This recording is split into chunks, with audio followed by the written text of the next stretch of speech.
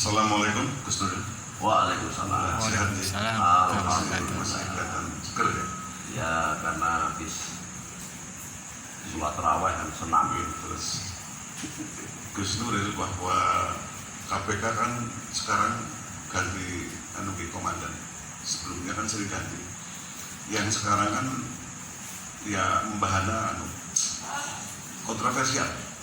Nah, jadi KPK ada tapi kontroversi terus. Yang baru-baru ini kan yang pembatalan apa itu yang besar itu BLBI. Saya meminta tolong Gus Nuril menguak dengan ringan pada ringan ya, terus dengan obrolan santai, mengapa KPK-nya sekarang begitu dan korupsi juga begitu. Monggo dijelaskan. Jadi kita harus kembali kepada sebuah esensi. Dulu ketika KPK dibentuk itu menjadi bagian problem solving. Lembaganya itu adalah lembaga ad hoc. Nah, ini harus dulu. Kalau lembaga ad hoc itu ya harus ada jenjang timeline-nya, ada waktunya, kapan selesai. Karena ini hukum di Indonesia ini jadi tumpang tindih, Iya, tumpang tindih. Sudah ada jaksa, ada polisi, ada hakim, masih ada KPK. Untuk apa? Ya kalau memang dibutuhkan KPK untuk ngurusnya begini, bentuk aja polisi yang memang spesialisasi untuk korupsi dan jaksa yang bagus-bagus. Selesai kok. Ada lembaga-lembaga super body namanya seperti KPK dan sebagainya, itu hanya untuk ngatasi waktu dengan waktu yang khusus. Jangan kemudian KPK ini kemudian menjadi lembaga tersendiri yang tidak jelas. Dan selama KPK itu setiap tahun menghabiskan berapa dana? Menarik uang korupsi berapa? Coba dikomparasikan ya. Biaya KPK sekian triliun, berapa yang sudah ditarik uang negara? Sepadan apa ya? Nah, ini dibutuhkan KPK supaya ada tindakan tegak begini. Iya, kenapa nggak pada efek hukumnya saja? Di Cina itu yang korupsi ya sudah, tembak mati selesai. Ya. Karena apa? Koruptor itu adalah pengkhianat bangsa dan negara, pengkhianat rakyat. Jadi tidak bisa disamakan dengan penjahat biasa. Maka kalau menurut saya sudah nggak perlu lagi KPK itu. Tingkatkan saja efektivitas kepolisian, tingkatkan saja efektivitas kejaksaan, selesai. Kemudian jatuhkan hukuman pada koruptor itu dengan hukuman setinggi-tingginya. Udah selesai.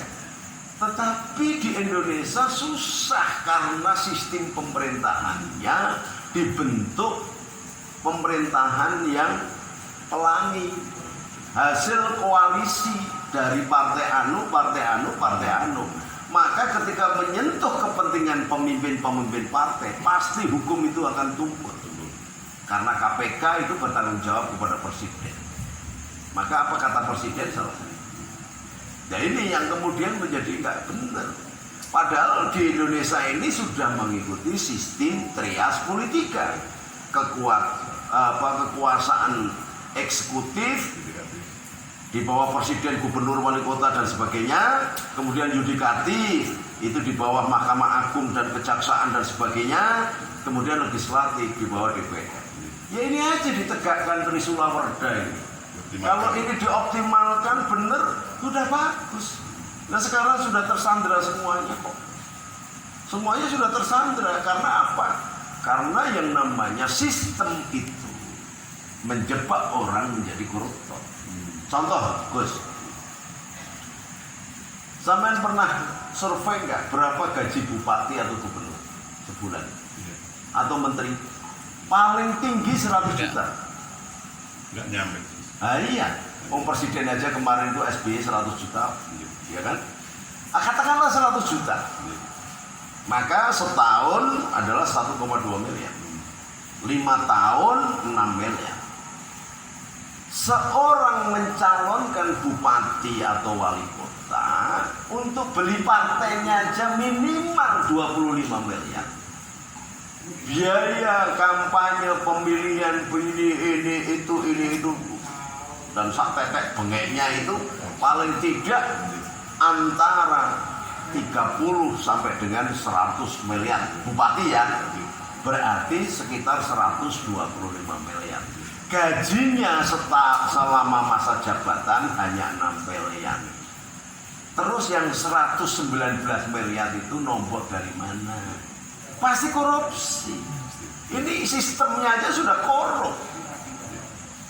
Zaman dulu bupati, wali kota, gubernur dipilih oleh DPR. Yang korup paling ya anggota DPR, itu jumlahnya sedikit. Sekarang yang korupsi seluruh rakyat Indonesia ini ikut korupsi. Ketika pemilu dibagi 100, semuanya jadi korup. Efeknya apa ketika menyentuh itu? Maka berlaku hukum roksi wal murtasi final. Roksi wal murtasi haram.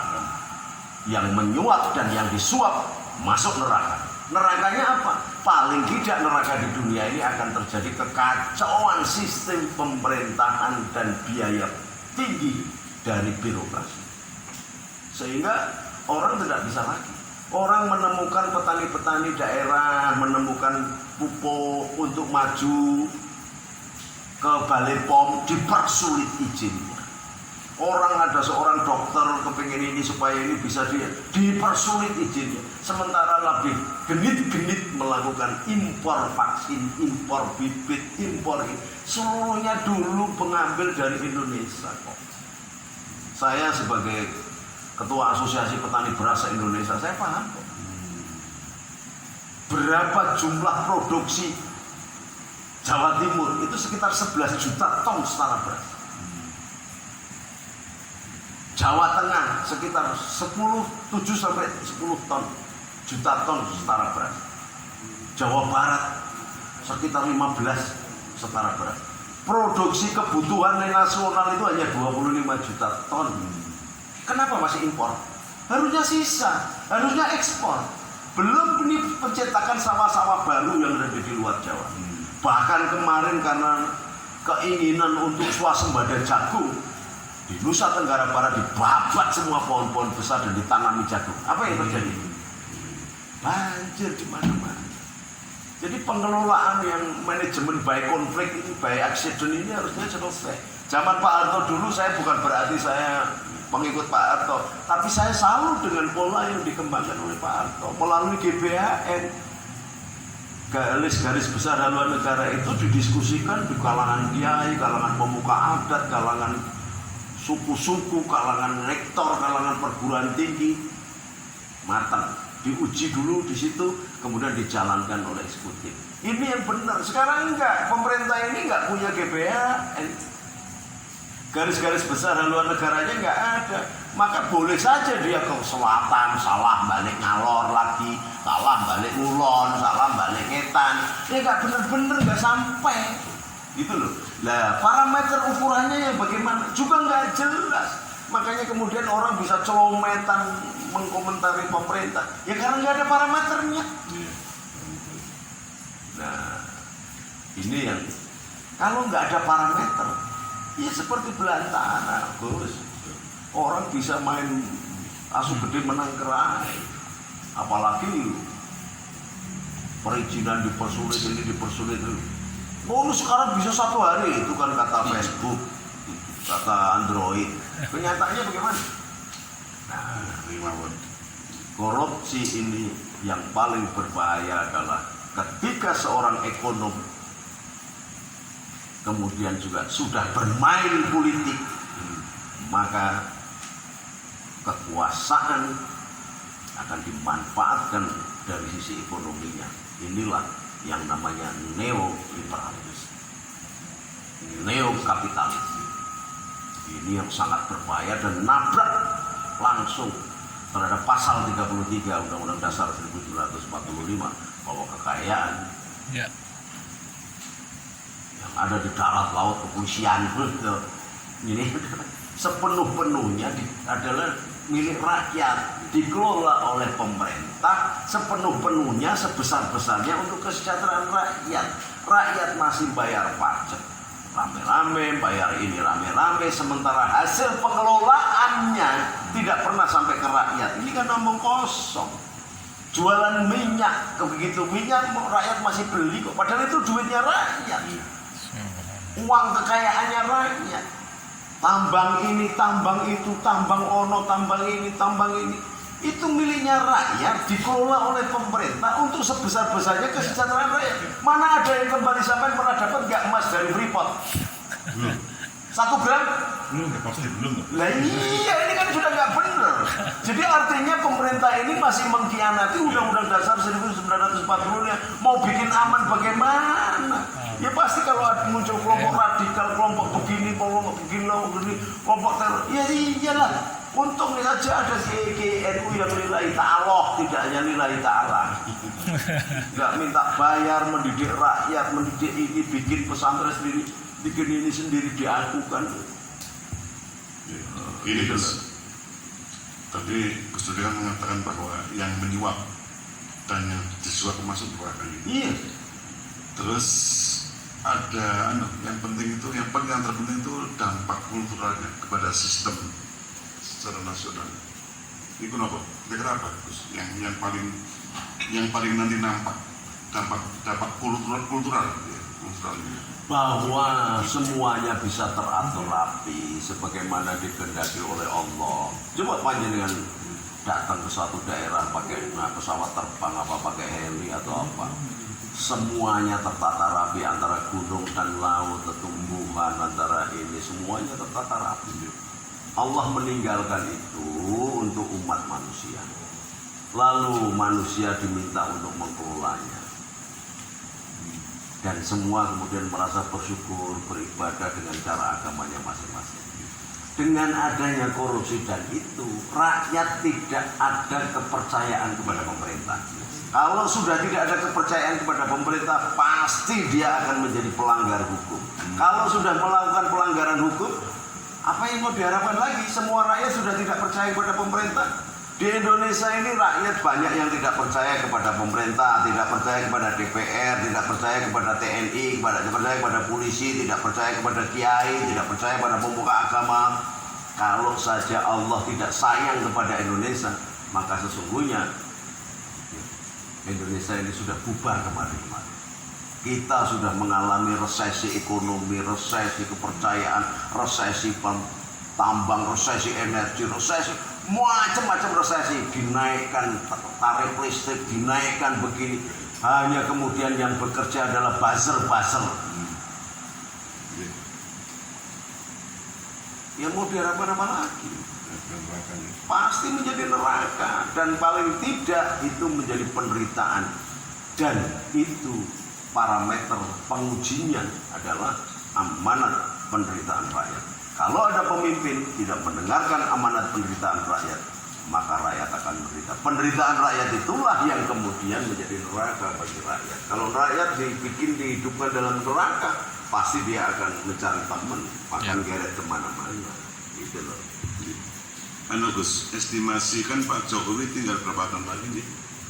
Nanti kalau pengganti Pak Jokowi terus masih seperti itu bagaimana ya? Ini penutup pertanyaan penutup kita. Masih bagaimana? Kalau nanti pengganti Pak Jokowi masih seperti itu KPK-nya, bagaimana itu? Terus sampai kapan akan begitu? Terus sementara banyak orang juga mengusulkan agar gak usah ada KPK, tapi KPK ada terus sampai sekarang. Yaitu komitmen bagaimana DPR-nya.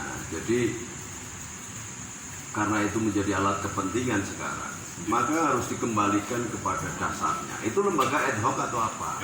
Kalau lembaga itu ya sudah, masa waktunya selesai, bubar. Selesai atau tidak selesai? Berarti kalau tidak selesai masih banyak korupsi, KPK tidak efektif. Gitu loh. Nah, maka lebih baik lembaga yang sudah ada ditingkatkan vitalitasnya, suntik, visi dan macam-macam, lebih bagus. Karena dengan ada KPK kemudian dijadikan alat politik, Kemudian karena tidak suka like dislike, seorang akan mencalonkan diri sebagai menteri, jadi gubernur, jadi wali kota, KPK kemudian dipakai oleh sementara orang. Apalagi kemarin muncul isu-isu bahwa KPK sudah didekati oleh kelompok-kelompok kadrun, bahwa orang-orang yang radikal ada di dalam. Padahal benar apa tidak, kita melihat bahwa kita parameternya lembaga ad hoc ya lembaga ad hoc, harus ada waktu, jenjang jeda waktu dan timeline-nya. Itu aja. Jadi terima kasih Gus Dur atas pencerahannya. Tidak sebanyak orang, jutaan orang, miliaran orang, insya Allah.